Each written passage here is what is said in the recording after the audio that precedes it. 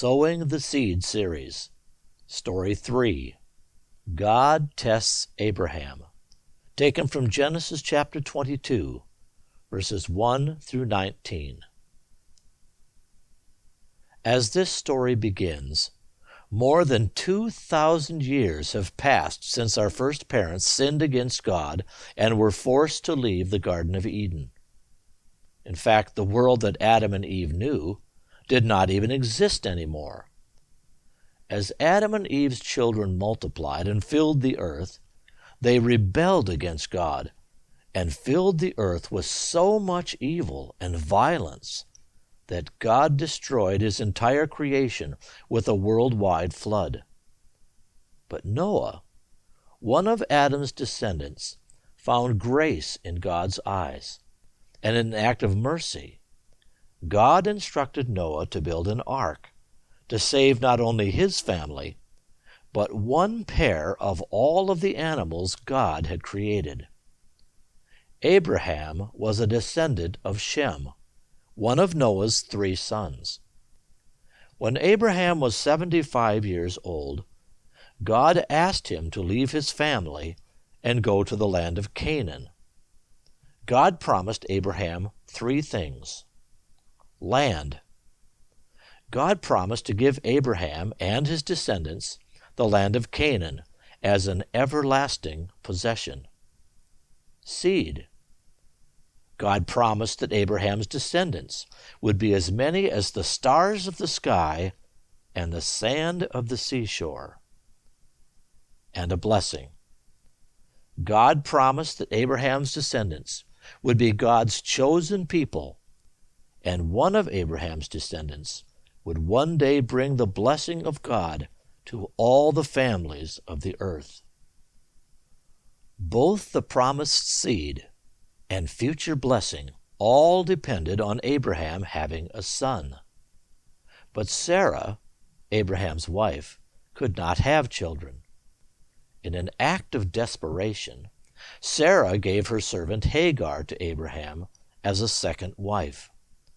Abraham's son Ishmael was born not long after, but God had other plans.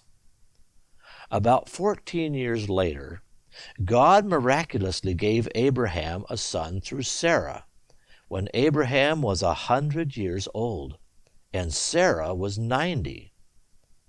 Sometime after the birth of Isaac, God instructed Abraham to send Ishmael and Hagar away, stating, "It is through Isaac that your seed will be named." As this narrative begins, Abraham is living in peace and prosperity near the city of Beersheba, in the south of Canaan. Abraham has also just entered into a covenant of peace with his Philistine neighbors. God's demand that Abraham offer Isaac as a burnt offering must have been impossible to reconcile with the covenant promises he had already received from God. And a burnt offering is exactly what it implies. The offering was not only slaughtered, but burned to ashes. Centuries after Abraham's death, the Bible records that Abraham was willing to sacrifice his son because he believed that God would raise Isaac from the dead to fulfill the covenant promises. With that in mind, here is what actually happened.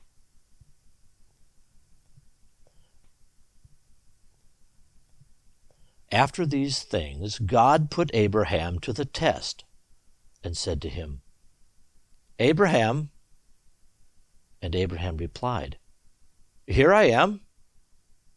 God said, "Get your son, your only son, Isaac, whom you love, and go to the land of Moriah.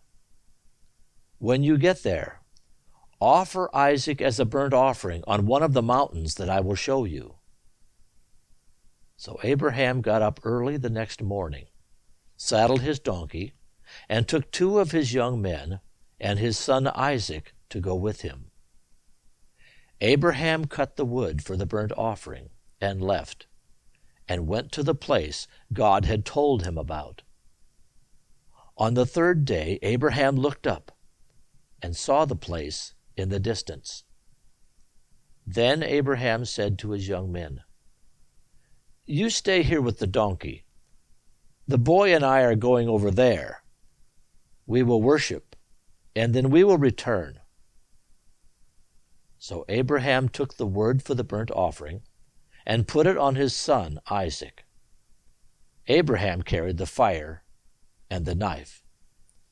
And Abraham and Isaac continued on together.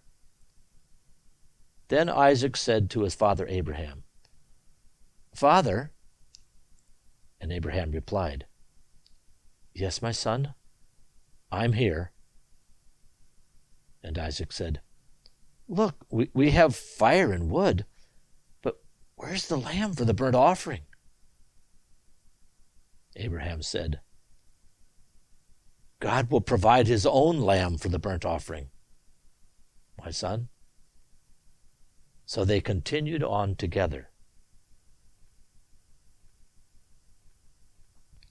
When they came to the place that God had told him about, Abraham built an altar, laid the wood in order on top, bound his son Isaac, and laid him on the altar on top of the wood. Then Abraham reached out his hand and picked up the knife to slay his son. But the angel of the Lord called out to him from heaven, "Abraham, Abraham!" And Abraham said, "I'm here." And Jehovah said, "Don't touch the boy. Don't do anything to him, because you have just proven the depth of your regard for me, since you didn't refuse to offer your son to me, your only son." And Abraham opened his eyes and looked, and there, right behind him, was a ram caught by his horns in a thicket. So Abraham went and took the ram and offered it to the Lord as a burnt offering in place of his son Isaac. So Abraham named that place Jehovah-Jireh, and we still say it even today. On the mountain of Jehovah, God will provide. Then the angel of the Lord called out to Abraham from heaven a second time, "I swear by myself, I, Jehovah, say this, since you did this, because you didn't refuse to offer your son, your only son, to me, I will certainly bless you. I will multiply the number of your descendants until they are like the stars in the heavens, like the sand on the seashore. Your offspring will take possession of the city gates of their enemies, and through your seed all the families of the earth will be blessed, all because you obeyed my voice." So Abraham and Isaac returned to where the young men waited, and they got up, and all of them journeyed back together to Beersheba. And Abraham continued living at Beersheba. Sowing the Seed Series, Story 3, God Tests Abraham, taken from Genesis chapter 22, verses 1 through 19.